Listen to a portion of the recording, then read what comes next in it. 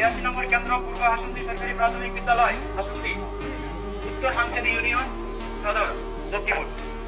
আমাদের এখানে total voter হলো 3870, এখানে মহিলা এবং পুরুষ ভোটার মিলে। তো আমাদের প্রতিদ্বন্দ্বী প্রার্থীরা কে কত পাইছে আপনারা একটু শুনবেন। 1 নম্বর আবুল বাশার, তার প্রতীক হলো ট্রাক, তিনি 4 ভোট পেয়েছেন।